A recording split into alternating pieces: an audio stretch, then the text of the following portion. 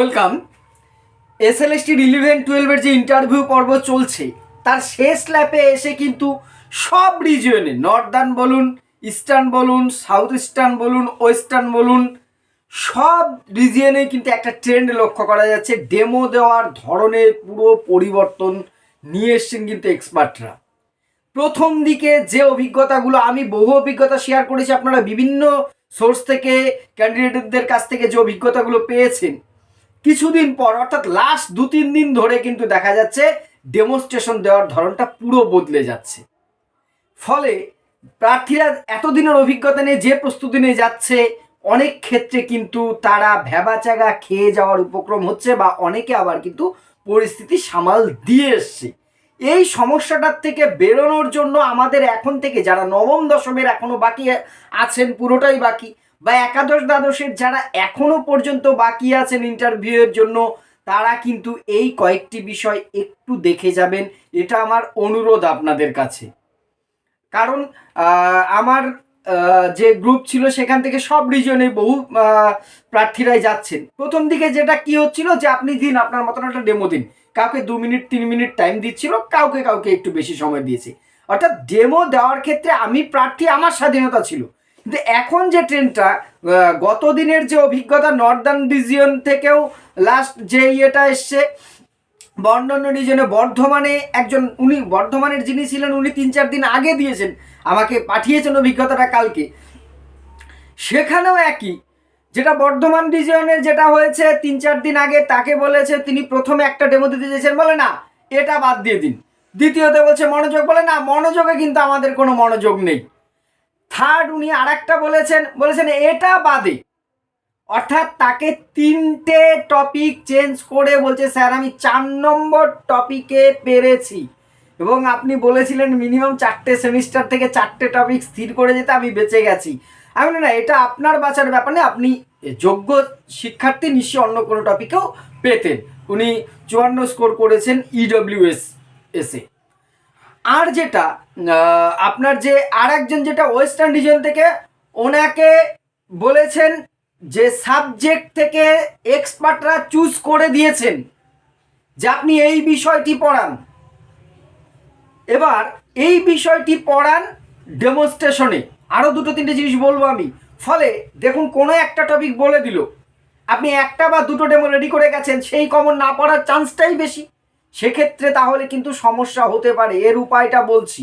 Northern রিজিয়নে একই অভিজ্ঞতা, প্রথমে ঢোকার সাথে সাথে বলেছে কি মনোযোগটা এত বেশি শিক্ষার্থীরা পড়িয়েছে, মনোযোগ পড়াবেন, ওটা বাদ দিয়ে কিন্তু স্যার তাহলে আমি এইটা পড়াচ্ছি, ওই কমিশনটা না, ওইটা অনেক কজন পড়িয়েছে, কালতে সেদিন থেকে আমরা 25 জন অন্তত এইটা পড়েছি, এর বাইরে কিছু আপনি পড়ান তো, 11-এর থেকে যে কোনো একটা পড়ান, এগুলো বাইরে। ফলে আপনার কিন্তু এক্ষেত্রে একটি সমস্যার সম্মুখীন হতে পারেন। আবার যেটা এই কালনার একজন বোন ছিলেন, তিনি তাকে যেটা বলেছেন যে আপনি কিন্তু আর যাই করুন, উনি ঢোকার আগেই তার আগের প্রার্থীকে বলেছেন যে আমি বৌদ্ধ শিক্ষা পড়াতে গেছিলাম, বৌদ্ধ শিক্ষা প্রথমেই না করেছি, আর উনিও সেই বৌদ্ধ শিক্ষা পড়াবেন বলে মনস্থির করেই গেছিলেন। তৎক্ষণাৎ উনি প্ল্যান বি, আমি বারবার বলেছি প্ল্যান বি সি ডি, যেমন সরকার বলেছে তেমন আপনারাও রেডি রাখুন। তার আমাদের টপিকের আরও একটি বিষয় ছিল চাহিদার স্তর, তিনি সেটা পড়িয়েছেন। এই যে এই বিষয়গুলো, তাহলে আর বোর্ড মোছার ক্ষেত্রে কিছু ফল্ট ধরেছে, সেটা আমি আসছি। বোর্ড মোছার ক্ষেত্রে, বোর্ড ওয়ার্কের ক্ষেত্রে নয়, কিন্তু এটাই আসছি প্রথমেই। তাহলে যারা এখনো ডেমনস্ট্রেশন ইন্টারভিউ বাকি আছে, একাদশ দ্বাদশ ডন আর নবম দশমের তো সম্পূর্ণ কারোরই এখনো শুরু হয়নি। ফলে আপনাদের আবারও বলছি, আপনারা নিশ্চয়ই একটা দুটো স্পেশালি রেডি করুন, কিন্তু বাকি সিলেবাস থেকে আরও কিছু আপনি কিন্তু মোটামুটি রেডি করে রাখুন। আপনাদের আগেও বলেছি, জ্ঞান, দক্ষতা, যোগ্যতা, এগুলো নিয়ে কোনো প্রশ্ন নেই, থাকলে আপনি এই জায়গায় আসতেন না। একদম সোজা হিসাব, কে কি বলছে জানি না, আমি বলবো আপনারা যোগ্য নয়, শুধু যোগ্যতম বলে আজকে এই পজিশনে এসেছেন। ফলে আপনারা পারবেন।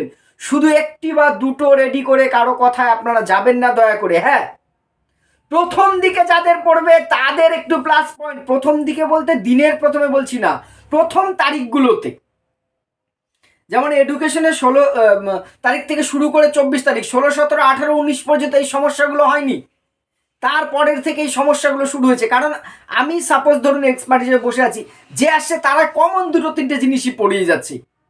প্রথম দিকে যারা পড়িয়ে গেছে তাদের তো সমস্যা নেই, কমন হয়নি, একই জিনিস শুনতে শুনতে তখন তারা অন্য কিছু শুনতে চাইছেন। ফলে আপনারা বিশেষ করে যাদের ডেটগুলো আপনার সাবজেক্টে দেখবেন, সাপোজ আপনার হয়তো হিস্ট্রি সাবজেক্ট নবম দশমী, হিস্ট্রি সাবজেক্টের ডেট আছে জানুয়ারির 17 থেকে 23 তারিখ। আপনার 17-18 পড়লে আপনি কম রেডি করেও গেলেও হচ্ছে, কিন্তু যদি 22-23-এ পড়ে তখন কিন্তু আপনার চুজ করা সাবজেক্টগুলো তার আগে অনেকেই পড়িয়ে ফেলেছে। ফলে সেটা পড়াতে গেলে কিন্তু এক্সপার্টদের কাছে তারা কিন্তু বোর হবে।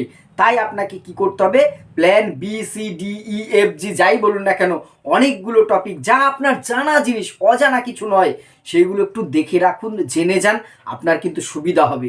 এইটা কিন্তু কোনো একটা জোনে নয়, সব কটা জোনের একই অভিজ্ঞতা গত দুদিন ধরে যেটা চলছে, গত দিন এবং লাস্ট যেটা আগের সপ্তাহে হয়েছে। আজকের অভিজ্ঞতা, আজকে এই ভিডিওটা যখন করছি আজকের অভিজ্ঞতা এখনও পাইনি, আজকেও ইন্টারভিউ আছে, অভিজ্ঞতা পেলে আপনাদের আমি জানানোর চেষ্টা করব। ফলে অনেকগুলো বিষয় কিন্তু আপনারা ডেমো রেডি করুন। আর যেটা বললাম বোর্ড মোছার ক্ষেত্রে, এটা বর্ধমান জোনের কথা বলছি, উনি একটা বিষয় পড়িয়েছেন এবং ওনাকে অনেক সময় দিয়েছিল, এবার বোর্ডটা প্রায় ভরে গেছে, উনি তখন বোর্ড মুছেছেন যথারীতি এইভাবে মুছেছেন বা হাতেই মুছেছেন, উনি টোটালটাই বললেন আমাকে, কিন্তু ওনাকে তখন কিছু বলেনি। বসে পড়ার পর, আচ্ছা আপনি প্রথম কথা বোর্ডটা পুরো ভরে ফেলেছেন, যদি আপনাকে আরও আমরা না থামিয়ে পড়াতে বলতাম তখন কি করতেন? স্যার আমি বোর্ড মুছে ওর করতাম, এটা বলেছে। আচ্ছা আপনি তো কিছুটা বোর্ড মুছলেন, নিচের দিক থেকে কেন মুছলেন? এটা কিন্তু ভুল, নিচের থেকে বোর্ড কখনোই মুছবেন না। ওনাকে বলেছেন, উনি তখন বুঝতে পেরেছেন যে হ্যাঁ স্যার এটা আমার ভুল হয়েছে, কেন নিচে বোর্ড মুছবো না? আমি প্রথমে শুরুতে যেটা পড়িয়েছি সেটা উপরে লিখেছি, আর নিচে কোনটা লিখেছি, লাস্ট যেটা পড়লাম, তাহলে লাস্ট এটা এখনই পড়লাম, এইটা কেন আগে মুছবো? আমি তো মুছলে কোনটা মুছবো, প্রথমের দিকেটা মুছবো, এটা তো পড়ানো হয়ে গেছে। লাস্ট যেটা এখানে লিখেছি, হয়তো কোনো একটা বিষয়ের তিনটে বৈশিষ্ট্য লিখতে গেছি, দুটো হয়েছে, একটা উপরে লিখবো, তাহলে উপরে মুছবো, নিচেরটায় মুছলে তো তখন কারেন্ট জিনিসটা মোছা হয়ে যাচ্ছে। বোর্ড কিন্তু কখনোই পড়াতে আমার কিছুটা মোছার প্রয়োজন হোক আর যতটাই হোক, কখনোই নিচের থেকে বোর্ড মোছা শুরু হবে না। এইটা আমি আগে আপনাদের কখনো কোনো জায়গায় বলিনি, কিন্তু এই ভুলটা কিন্তু বর্ধমান রিজিয়নে ধরেছেন একজন শিক্ষার্থীকে, একজন প্রার্থীকে, তাই জন্য আপনাদের একবার স্মরণ করিয়ে দিলাম। অর্থাৎ বোর্ড মোছার ক্ষেত্রে যেমন বোর্ড ওয়ার্কের কতগুলো ম্যানুয়াল আছে, যতগুলো নিয়ম আছে আমাদের মেনে চলতে হয়, তেমনই বোর্ড মোছার ক্ষেত্রে কিন্তু উপর থেকে, তার মানে এই নিয়ে আমি আজকের পাঠ মুছে ফেলবো সেটা থাকবে, আমার ডেট আমার সাবজেক্ট এটা থাকবে, কিন্তু আমি যে এক্সট্রা বোর্ড ওয়ার্কগুলো করেছি উপর থেকে মোছা শুরু করবো, এটা আমরা কিন্তু ক্লাসেও ফলো করবো। কারণ নিচের জিনিসটা আমার কারেন্ট জিনিস, যদি সে টোটাল পোর্শনটা হয়ে যায় তখন আমি সবটা মুছবো, কিন্তু স্টার্টিংটা উপর থেকে। এই ছোট্ট একটি জিনিস আপনাদের একটু মাথায় রাখবেন। আপনাদের বহু কমেন্ট দেখেছি, বহু প্রশ্ন আছে, আমি ধীরে ধীরে সেই প্রশ্নগুলোর উত্তর দেওয়ার চেষ্টা করব। বিএডের NCT সার্টিফিকেট থেকে বিভিন্ন বিষয়ে আপনাদের জিজ্ঞাসা আছে, আমি এর পরের ক্লাসে অবশ্যই সেগুলোর উত্তর দেওয়ার চেষ্টা করব। আপনাদের মতামত, আমার ভুল ত্রুটি অবশ্যই কমেন্ট করে জানাবেন। ধন্যবাদ।